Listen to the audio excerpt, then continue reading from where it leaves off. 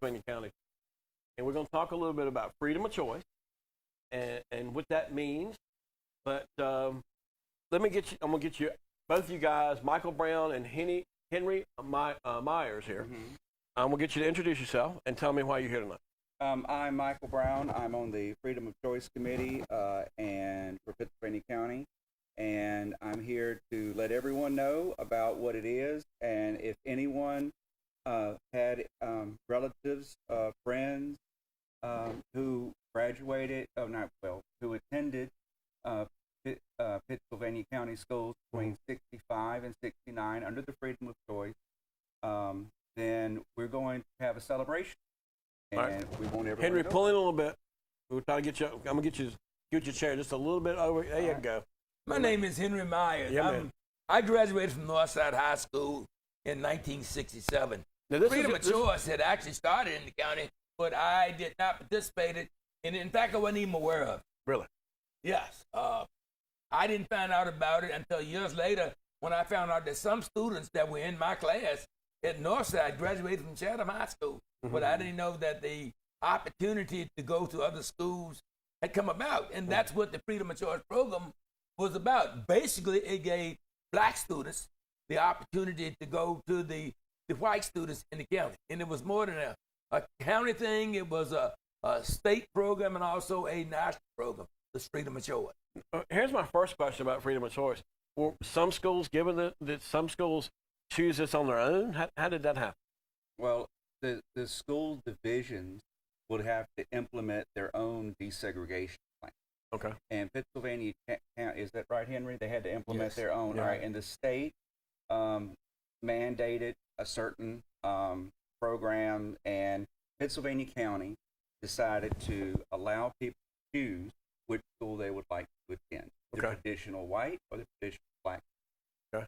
So we found no evidence of any of the white students going to the black, but we found, of course, several people chose to go to, several black students decided white.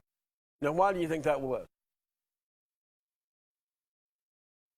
Let me give a little more history before I answer that. All right. At one time in the county, there were as many as 12 white high schools, and the most number of black high schools at any time was 2.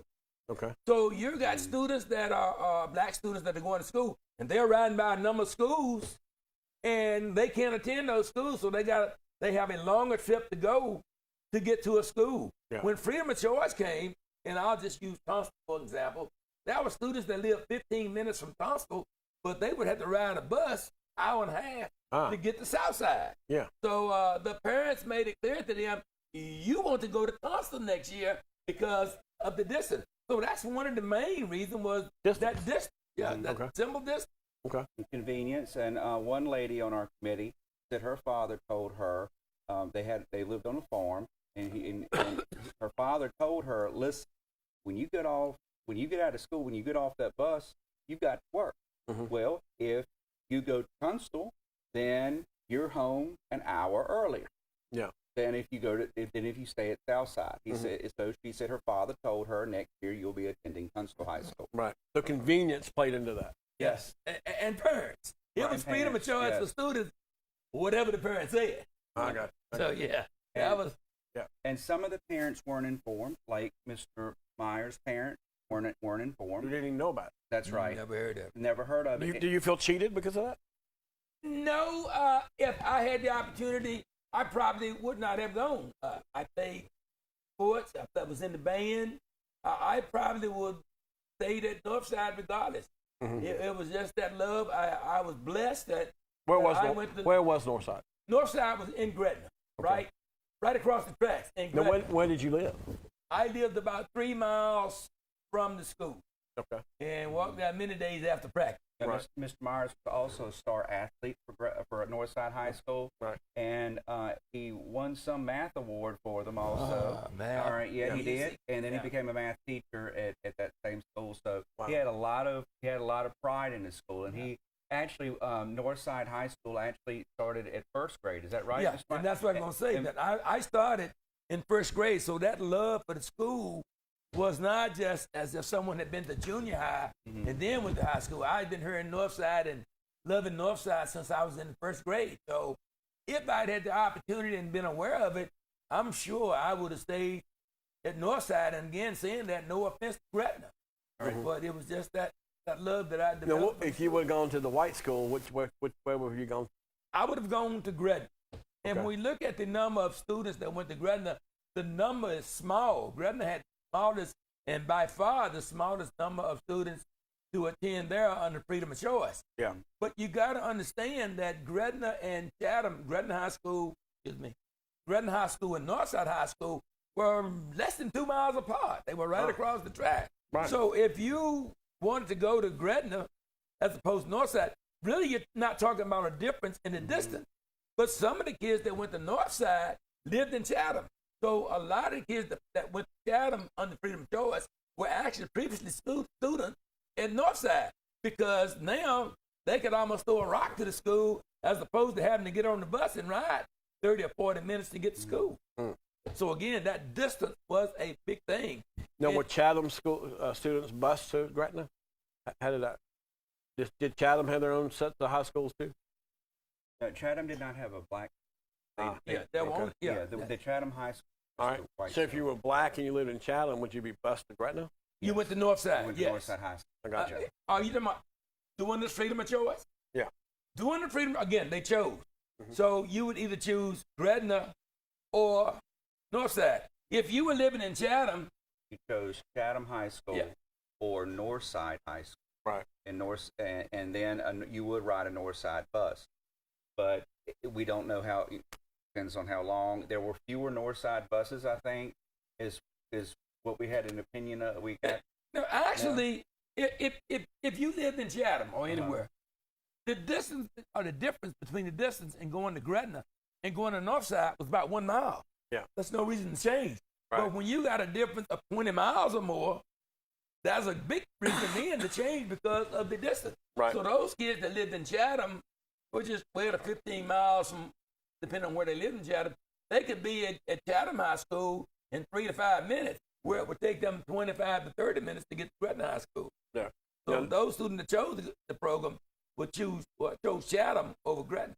All right. Let's go up to 1969 because that's the year that everything became the same, right? Is that right or wrong? That's right, big jump. Big jump. 1969. Actually, what happened? The law, the courts came down and said, you're not integrating fast enough. We want complete integration, and we want it now. And now, if I be allowed, I'm gonna go back and talk real quick about Brown versus Board of Education. All right. That's where the whole thing started. That was a Supreme Court decision that said schools must desegregate. What year did that pass? 1954. It did. Yes, Yeah, it okay. was passed in 1954. But it took them that long to get something going. It took them that long, and one of the things that came up was the freedom of choice, which allows students to make a choice. But the local courts started saying then in the mid 60s, you're not integrating fast enough, and that's why in many instances, including Pennsylvania County, the court said you will integrate by the fall of 1969, and that's how it happened. The law All right. was passed, and then So let's go to Gretna. You said the schools are 2 miles apart, right? Did they shut one down and keep one open? What did they do? I would say yes and no. Okay. They made one a junior high, Okay. Old Northside, and they left Gretna High School as Gretna High School. Right. And likewise with Tunstall, Dan River, and Chatham. But Mr. Myers, what did you tell us? I learned this from Mr. Myers Yeah. being on the committee Mhm. about what happened with the principals of the black high schools. Okay. Wow. Yes. A lot of people felt that, or still feel that desegregation or integration was a drawback to many blacks. We lost a number of principals as far as Right. principals at high school, Right. coaching positions. I think we had only one coach go to one of the high schools, the 4 high schools, as a head coach. That was Mr. Dick. Right. And teacher positions, all these were affected, as well as the community itself, because those schools have become strongholds in the community for people to gather and to share information. Yeah. So it was. So it was a step backward. Many feel that, Yeah. that it was a step back. Yeah, That desegregation was a drawback to many blacks. Okay. So because the principal of Northside High School became the principal of Gretna Junior High, is that what happened? Yes, yes. Okay, so going from being a high school principal to a junior high principal, Right. does one consider that? Step down. Yeah. Does one do? We. To me, it would be. Okay. So, and Yeah. that's what I learned from Mr. Myers. I never knew. All right. Did you feel like it was still being run by whites, though? I mean, let's just be straight about it. Did you feel like? Let me be honest. Yeah. As I said, I graduated in '67. I was not that aware of what was going on. Mhm. When I came back in ~73, it took me a while to get conditioned to what happened and what went on. I would ask, well, why was Northside High School name changed to Gretna Junior High? Why didn't it just become Northside Junior High? Yeah. Mhm. Right. And questions like those, I would ask. And That's true. eventually, Southside became Blair's. yes, Junior Southside High. became Blair. And my thing is, why couldn't it have become Blair's Southside Junior High? Mhm. But Because the white schools didn't have to change their name right. after integration. Did it feel like the whites are still running the show? Well, yes. In fact, we called it migration. We didn't feel that things were integrated; they were just migrated. Right, The right. black students were Right. taken to the white schools, Okay. Okay. and And you didn't have much say, did you? I wasn't here. But from what I can understand, there was not much say. The decision to change names and so forth, a lot of that was done by the school board. Right. One thing that I do need to know here, before integration schools, there were no blacks on the school board, and that was under this decree by the courts. That's when there were blacks first got put on the school board, and the court determined that there should be 2 at-large seats set aside for blacks on the school board, and it remained that way until in the mid to late 90s. Did that help? It helped in that at the decision-making position, Mhm. blacks were at least sitting at the table Mhm. and getting some input on what had to go on or what was going on. Mhm. And sometimes, you didn't know what was a good decision and a bad decision. It's like going into a bakery. I don't care how much cake you've eaten. You can't make a cake the first day. You got to sit around and find out how it works. Uh-huh. And do you think that was a little bit, nobody knew how it was going to really work? It just seemed, it's like we just going to have to just roll and see what happens. I think in any situation, it's going to be like that. Right. When you go into something new, I started wrestling at Gretna back in the fall of '74. Yeah. And when I asked them about starting the program, everybody was coming to me, well, where are you going to put the ring?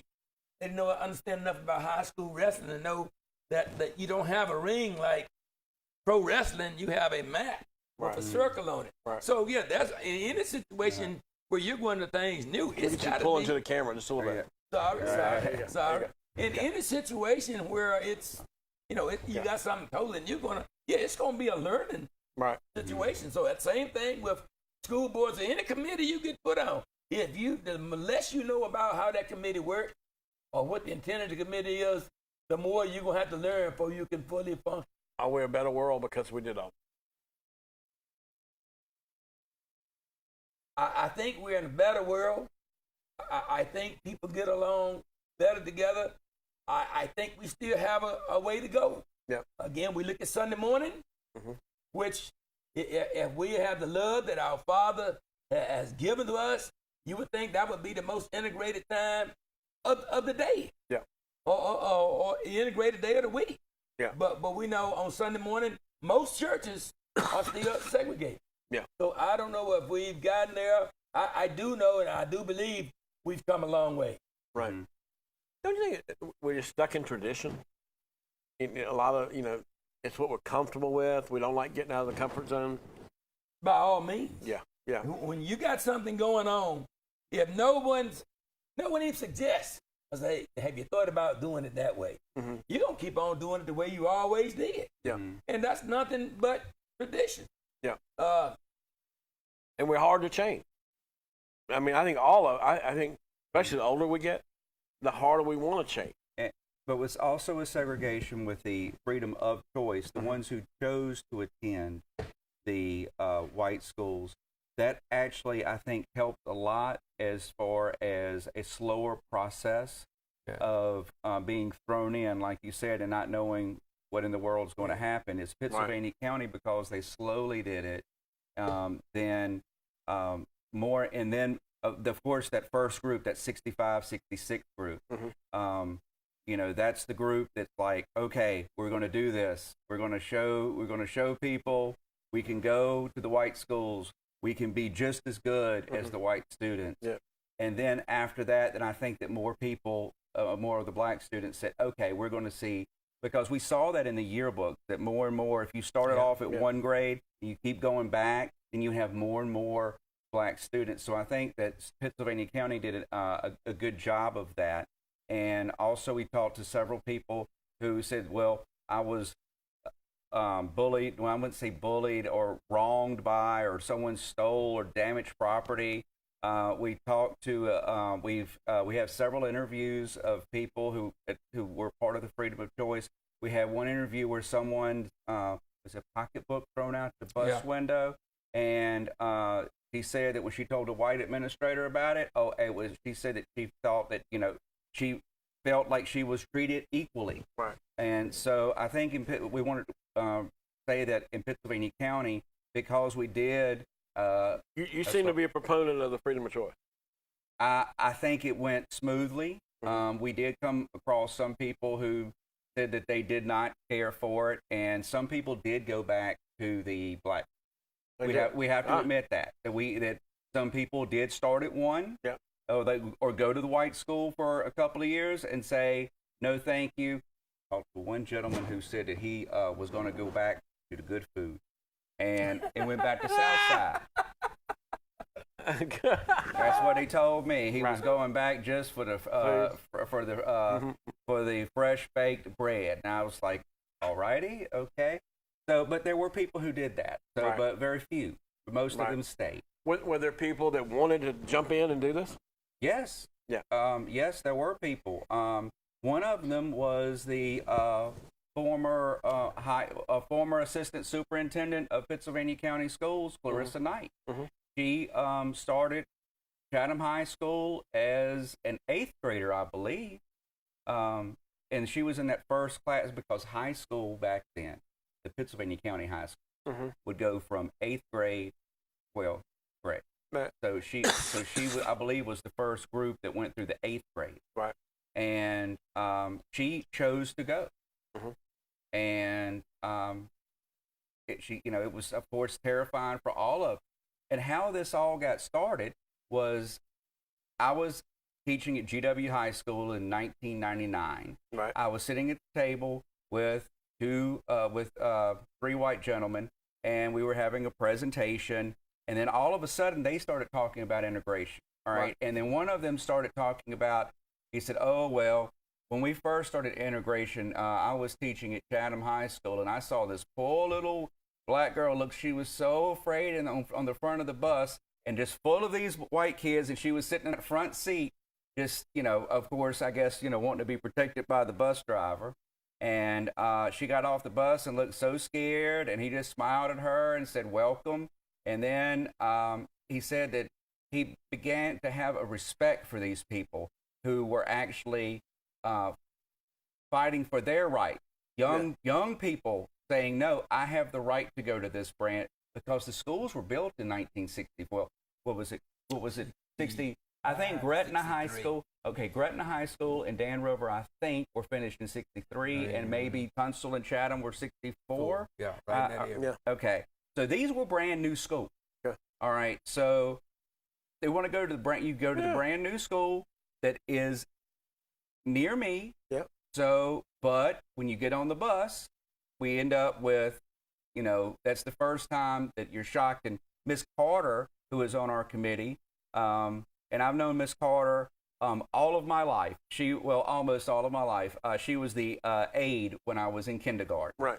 All right. So, but the fear of each other is taught, isn't it?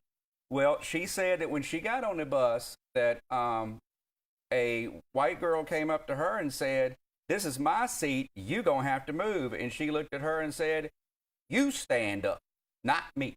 Wow. Because Right. there were so many people on the bus that they had to stand up and hold on to the seats. And then so a white girl came up to her and said, "This is my seat. You're going to have to move. You're going to have to move and stand up." And she said, "No, you stand up."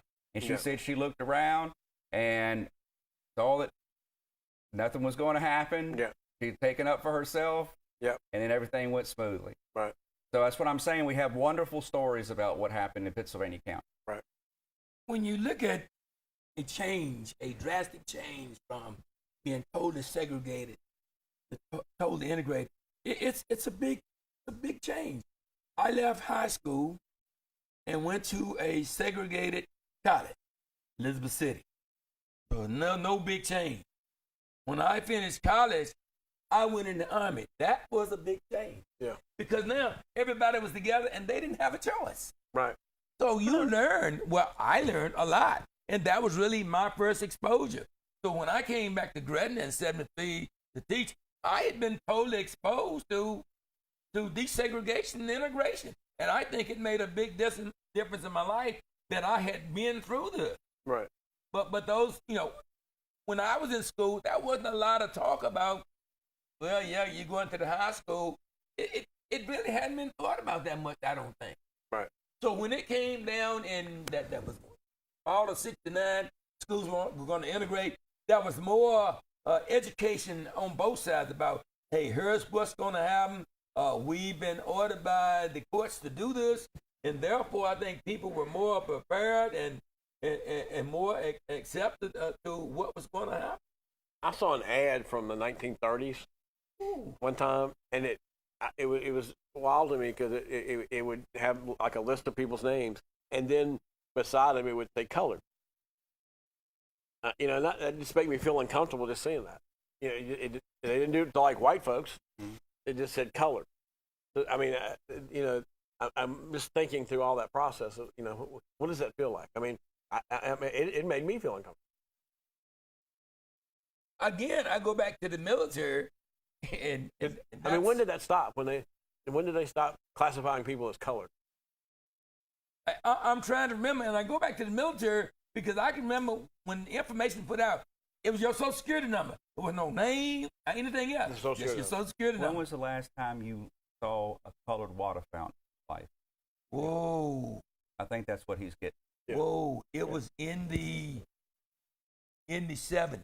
Right. When I came back, there was still separate places for blacks to eat, or you could not go into the inside of a restaurant or cafeteria. You had to go to a window or a door to get your food. So yeah, that was still in existence when I came back. What in did the they do 70s. about the water fountains at the school? Were they the same? No, that was integrated when I got back in 73. Okay. Yeah, How about in the I 60s? never saw in a school where it said black water fountain and white water fountain. Okay. I never saw that in a school. Okay. All right. But we want to remind you now, if you want to get more information and see some of the students that went through this, that the first recognition will be on. Well, what's that going to look like? I mean, y'all got 4 things going on, right? Actually, it's 2 each day, 2 each Saturday. Okay. All right. So what's going to happen? Like at Gretna on February the 3rd at 9:30. What's going to happen? How many people going to show up? Do you know? No, we don't know how many people are going to show up. Right. But we're going to honor those that attended under the Freedom of Choice at Gretna. But it is to recognize those students. The superintendent will speak. We have some people that were there at the school. Are you going to be there? School. Am I going to be there? Yeah. I'm emceeing at Gretna, so yeah. Oh, yeah, you're I'll going to be be. Yeah. So I'll be at Gretna. Will it be like a reunion? We're hoping for a lot, and I have talked to one of the person that's speaking. He and I became very good friends. He's retired military. I'm retired military, and we were talking one day, and I mentioned the program. He said, "But do you remember so and so?" I said, "Yes, I remember him. I remember him at Northside. Mm-hmm. Well, he was a senior in the fall of 69, 70, Right. that first year of integration. And he started naming David Payne. I said, "Yeah, I remember David." He said, "Well, he went on. He was elected the head of some senior class committee." And he said, "Hey, they were great guys." And so it was that. So Aubrey's going to speak. Aubrey Myers. Mm-hmm. Again, we're not related. Same thing. not related because he's white and I'm black. Yeah, but Aubrey's going to speak. Yeah. Trying to think. Mike's going to speak. Mike's going to be I'm there. just going to explain how how this happened, how it all started, and that is, I was talking like I told you, and it started in '99. I heard from one of the teachers in '99. If we're going to honor anyone, we need to honor those students who had the courage to attend those schools. Right. Because he was teaching at Chatham High School right. Right. Then later on, so this interested me when he was talking about this. So later on, I went from teaching at GW to Gretna, where I met Mr. Myers, and we talked about this. And then I met several people who had attended during Freedom of Choice. One was Ms. Ann Mayo, who worked at Chatham High School with me. So I was thinking, well, I know all of these people, and they have all of this in common. And I'd also worked at Ms. Brakely at GW, and I didn't even know that she had attended during Freedom of Choice. Right. And I was mentioning during the COVID time, we had to get the little packets together for the students. I was talking to one of the aides at Chatham High School, Ms. Marjorie Richardson, and I was telling her the little story of how this gentleman I know, this retired teacher, said that these students should be honored. And then she formed the committee, not me. And she brought up the idea of we needed to track down these students and honor them. Right. It's kind of, I think, a unique thing here. It looks like a lot of these people became future educators, the ones that stepped up. Am I right? I mean, am I right on that? I mean, because you're saying this. She's a teacher, and she was a part of it. Okay, she's a teacher, and she's so it was kind of like leaders in the community, even at that early age, don't you think? People that said, "Hey, I'm gonna try this." And this lady right here was a educator, Miss Keys. yeah, Mrs. Keys, Mr. and Mrs. Keys both were educators at the black school, and they chose to send their son to the white school. Yeah, I'm going to take this opportunity to get into this other thing, just a little, the Rosenwald School, and this is Miss Lane. She taught at from Rosenwald School. What does that mean? Rosenwald schools were some schools that were built particularly in the South by this man named Rosenwald, who put forth money for schools, and basically they were to be a black school so they could have a school to go to. Right. Most of these schools were 1- and 2-room schools. They had everybody used to call it the pot-belly stove. Somebody had to go there early and start a fire. Most of them used coal fire or wood. Right. And what I found interesting was that they weren't supplied regular toilet paper; they were given old newspaper to use. Wow. And so, if you think about someone who's growing up in that situation, then all of a sudden there are these new schools built, and I have a chance. This is my background, and I have a chance to go to a brand new school. Then are you going to take it? Right. And that's. Don't you think so, Henry? Yeah. Okay. And also with these Rosenwald schools, there are some still existing today in the county. I think there are a few in the city also, but I know there are some still existing in the county. But they did not have indoor plumbing. They did not have, most of them, they did not have electricity. But the thing that really got me was, and this came originally, they didn't have cafeterias. I was blessed that I went to Northside from the first grade. Right. And so the elementary and the high school were all there together. So they had cafeteria. I was shocked to learn very recently that these Rosenwald schools, these small schools, kids brought their lunch. There was no cafeteria. Okay. Wow. And also I learned when we were talking about the Rosenwald schools, the reason why the old schools in general had really long windows, it was because they would have to open them up for heating purposes and lighting purposes. Like they could get the sunlight in, and that they would have to use the oil lamps in the Rosenwald schools. And I was like, you didn't have any electricity? No. They're like, no one on that street had electricity. So how are they going to, it wasn't just the school. It wasn't that the county wasn't pay for it for the school. It was that there was no electricity on the road. I got you. We don't know how far we've come, do we? Yeah, I learned a lot about how far we've come from the people having to go to the Rosenwald schools to, and we also learned that Taylor Elementary, well, what used to be Taylor Elementary, I don't even know what they use Taylor for now. In the city, that was the original Southside High School. That was the original black high school for the Southside area of Pennsylvania County.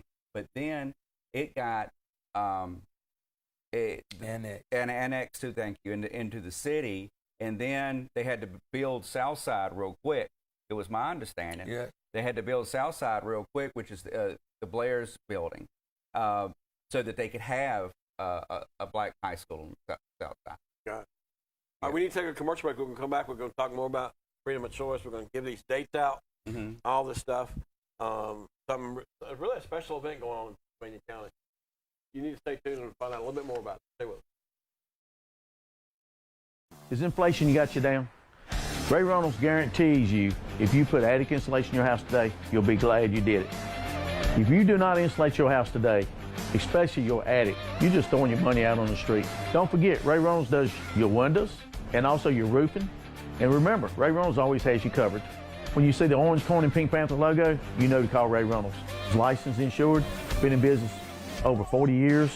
Please call Ray Reynolds Construction, 276-340-2000. Ray Reynolds Construction is voted #1 in Reader's Choice in Henry County.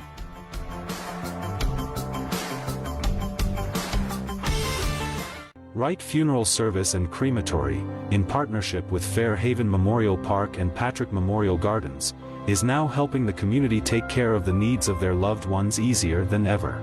They are offering a complete service option, which includes the casket, service, a vault, and cemetery space, as well as opening and closing of the space, all for one affordable price of just $8,750. At Wright Funeral Service and Crematory, they pride themselves on serving families in Martinsville and the surrounding areas with dignity, respect, and compassion, as well as affordability. Welcome to Almost Anything Thrift Store. We now have new fashion we've just gotten in recently. You must come by and check us out. We have all types of goodies, shirts you're gonna love. We have Carolina, Nike. We have different teams. We may not have all of the teams, but we got most of them. Come out and see us and we can show you what we have. Look, we have all these shoes and they're only $7. Some may be even less than that. Come check us out. Suits for church, $25. Anybody like Hart, Chaffin, Marks, we have them. I love these shirts and I love the price, and not for $3. Almost forgot these beautiful flowers. Come in and check out our flowers. Lamps, lamps, lamps. Appliances for every need. Almost anything thrift. Come by to see us. You'll be glad you did. And the deal starts here. 107 West Church Street, Martinsville, Virginia. BPT, how can I help? I'm wore out. I've lost my mojo, and I need some help. Oh no! Don't get down in the pits. We can help. Let me call in the BPT pit crew. We have a caution! The caution flag is out, and we have a person out of the race. Drivers, start your engines!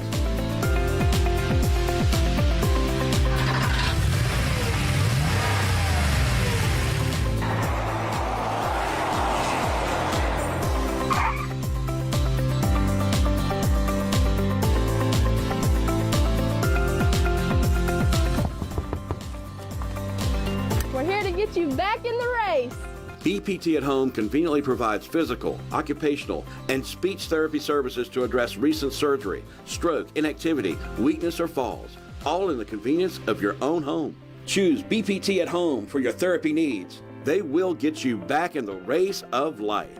BPT at Home, a division of Bassett Physical Therapy. When only the best will do, call Daniels Auto Glass. He's taught me everything from quality to taking my time, make sure the job's done right. Everything that he knows, he's taught me. We've been in business for over 30 years here at Daniels Auto Glass, and we continue to grow each and every year. Daniels Auto Glass will take care of you. We can do dynamic, static, Any vehicle that you've got, we can take care of. We can most definitely get you took care of, get you calibrated, get the insurance took care of, and get you back on the road with a happy customer. Family owned and operated. We are the best, so others got to keep up with us. Josh takes care of the tinting. We can, anything you need tinted, door glasses, back glasses, tractors, backhoes, you name it. If it's got glass, we can tint it. When only the best will do, call Daniels Auto Glass.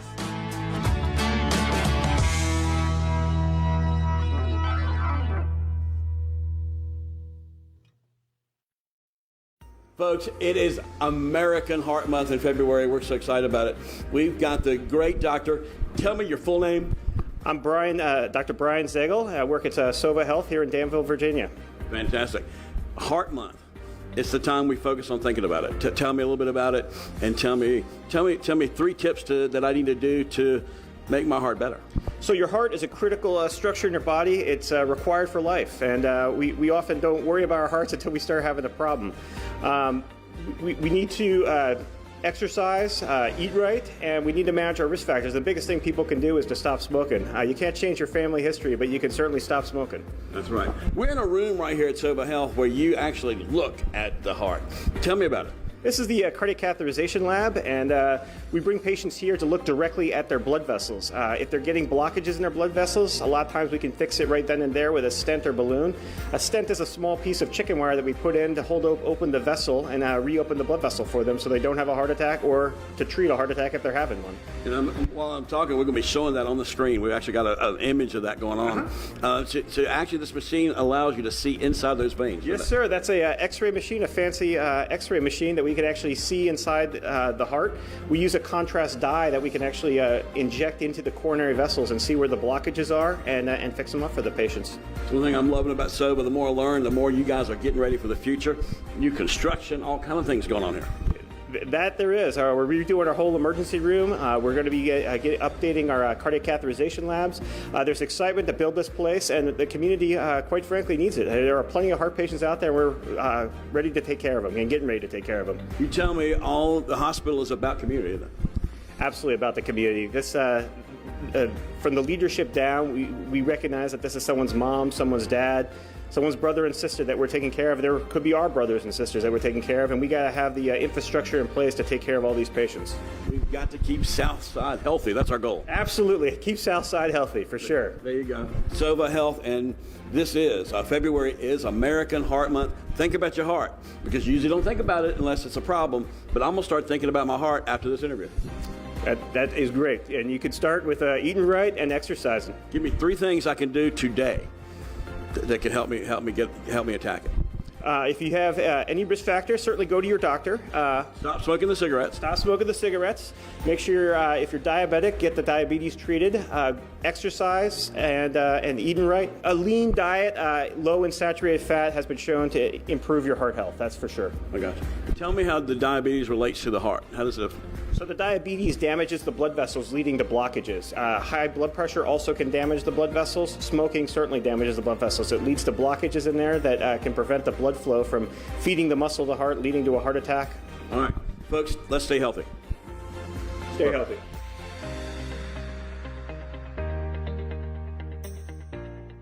Wright Funeral Service and Crematory, in partnership with Fairhaven Memorial Park and Patrick Memorial Gardens, is now helping the community take care of the needs of their loved ones easier than ever.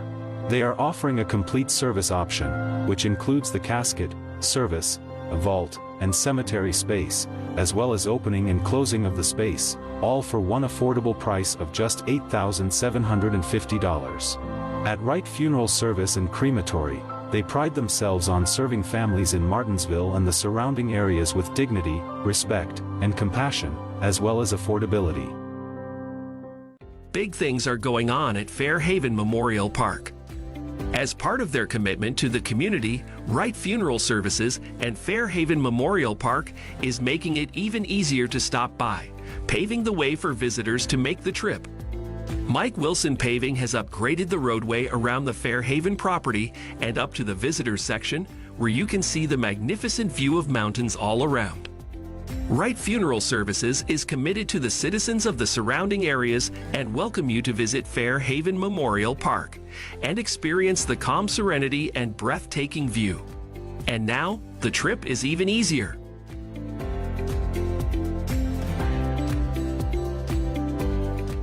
We're old school, and I mean it. Anything y'all want to do, we can do. We prune, we remove, stump grind, and more. If it matters, call Old School Tree Service first.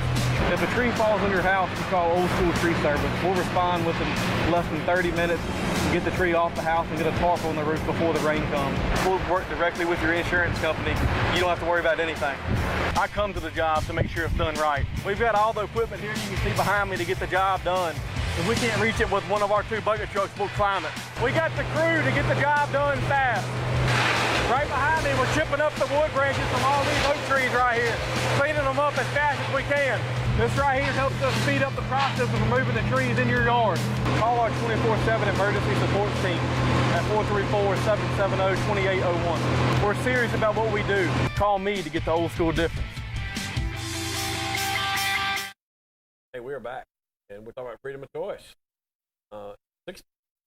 And I think it probably takes a little bit for everybody to get adjusted to all this, but it seems like a process during segregation and desegregation and all this that the folks came up with a way to kind of make it a little easier, to make it more people friendly, maybe. That's what we had in Pittsylvania County, but then we found out through research that the governor of Virginia at the time was actually trying to avoid segregation, right? And this is his way of doing that. Right. Was saying we're going to have desegregation, but we're going to make it as easy as possible to keep our segregation going, or at least partial segregation. Yeah. And change was hard for him too, I'm sure. Yeah. Yeah. I mean, we see all kind of forms of this when you come government. I mean, some people want to do it in a light version or whatever, but I guess his motivation was trying to slow it down, right? Mm-hmm. They were trying to slow it down. Yeah. We found that freedom of choice was really a ploy, right? Not to integrate schools. It right. was. How do you feel about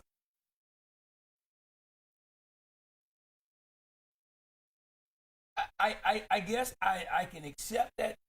If you're, again, you have to look at things from different perspectives.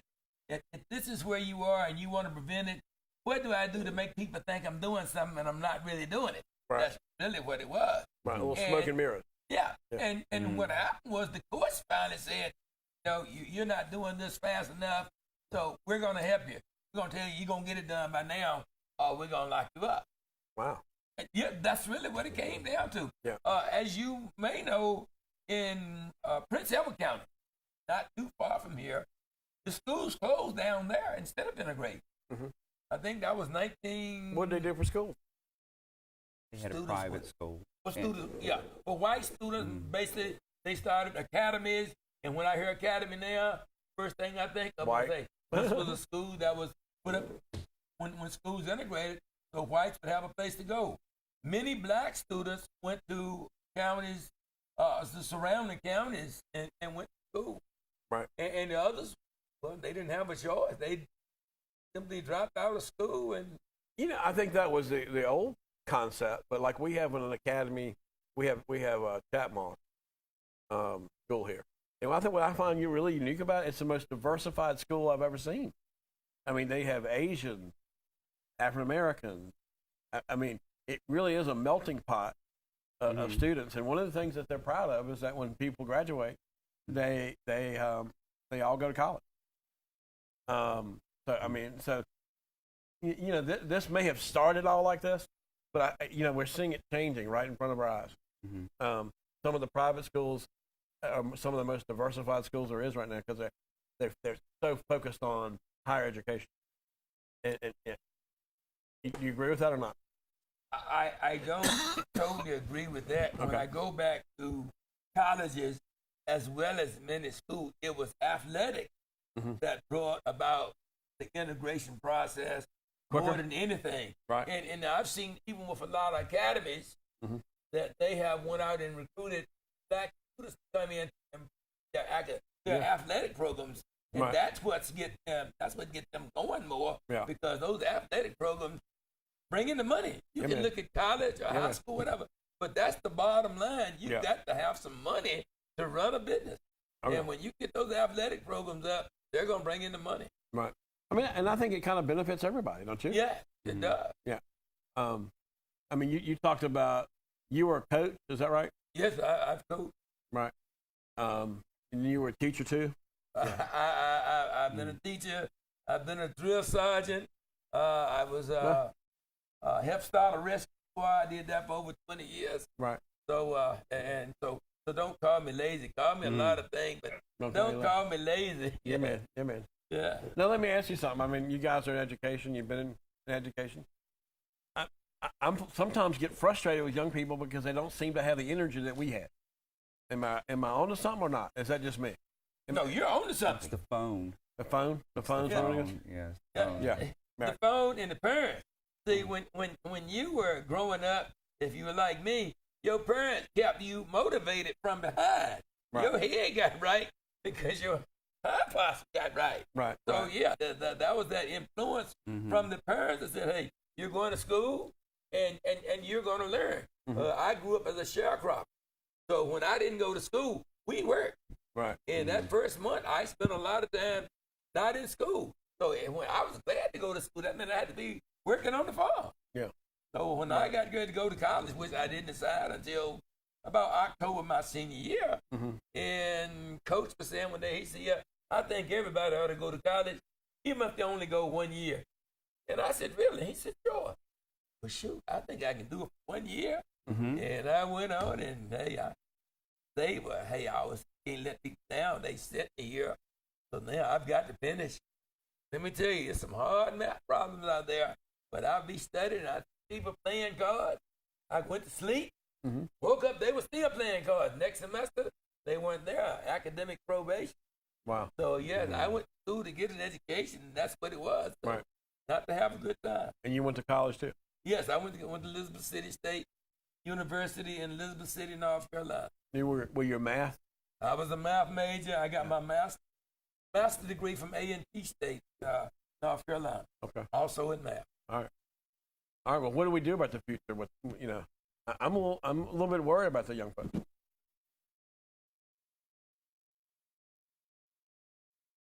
I have a granddaughter that lives in Indonesia, and my wife and I have visited over there a couple of times.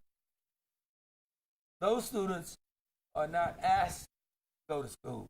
Those students told me at school, and they're there. In fact, I really thought by now we would be having school 5.5 days a week.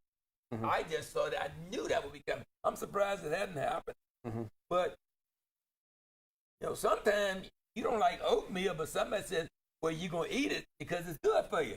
So sometimes you got to make people take things because you know it's good for them. I'm talking about your kids now. You've got to let them know that this is your time. If you don't use the wisely now, when you get older, you're not going to be able to do some of the things that you want to because you don't have that educational background. So we've got to, you've got to parent. You've got to instill in your child that you study these books, ask questions, do your homework. And I think it still comes down to parents. Parent. Yeah. Back to the parent. Yeah. And a lot of times I see parents that look like they have no clue. Yeah. Well, you look at today's society. Yeah. A lot of people don't believe in spanking. Well, maybe that's not the only way. Maybe there are other methods. Maybe they're good methods. But I say if they are, let's start applying them. Yeah. Because as a teacher for 34 years, I've seen some students that come to school and they don't want to do the lesson. They say, "Well, I'm not going to do that. I didn't do it last year." Yeah. Well, if you're going to pass this class, you got to do that. Yeah. It's going to help you later on. Right. Teachers are sometimes required to pass students regardless of how well or how bad they do, because you can't have so many failures. But if a student does not do the work, We aren't helping that student by passing them on. Okay. All right. There you go. I'm gonna transition in. I got a few things I want to make sure. All right, go ahead. To get out of here. All right. About Tunstall and Dan. Yeah. Yeah. All right. So we talked about Gretna before. Yep. All right. So at Tunstall. 4-part show, isn't it? Yes. Yeah. 4-part show. Yeah. So then we're going to have Tunstall February 3rd at 1:30 p.m. We will have snacks afterwards. There will be a What kind of reception. snacks now? Hot dogs or what? Oh no, we're going to have croissant. Oh wow. I got. And some we had a pretty good meal. Yes, we have a good list. We We're talking about the eating now. Yes, because we were able to get grants. Awesome. And to pay for plaques to be placed in the schools. There were many man hours put in going through yearbooks, getting all of the names of all of them. I'm impressed that y'all went to all this effort. You know, I really am. I'm just. It's just kind of cool to see all the effort being put in this. We started. I think it's October of 21. Yes, Wow. that's right. That's how long Yeah. we worked. Yeah. It was October. And it took us a long time to get the Chatham yearbooks, believe it or not, because we only had one Chatham yearbook. We actually had to put ads in the Chatham paper begging for, do you have Chatham yearbook from from 65 to 69? Right. So that we could get all of the Chatham names. So we're having plaque. And Henry, did you want to give us the food menu? Did you have that? Keep talking. Okay, I'll keep talking. You'll find the food. I'll seek and I'll All find right, it. so at 9:30 at Gretna High School on February 3rd, at 1:30 at Tunstall High School. At 1:30 Tunstall High School. Tunstall has a big number. Remember, if you had a family member who went there, even if they're no longer with us, you're welcome to come and see their because that's your family member. And I put the number on the bottom of the screen if people have questions. all right. So thank you. All right. So we've got. Unfortunately, we found out many people have passed away since then, and so Dan River High School will be February 17th at 9:30 p.m. and Chatham High School, a.m. not p.m. So Dan River is yes, we're not going to be up that late. Yeah. Right. All right. So Dan River High School February 17th at 9:30 a.m. and Chatham High School February 17th at 1:30 p.m. Awesome. Yes, entertainment will also be provided. Are you singing? No. There will be singing. There will be singing, but not me. Okay. All right. All right. I So did find the menus. What you got? Part of it.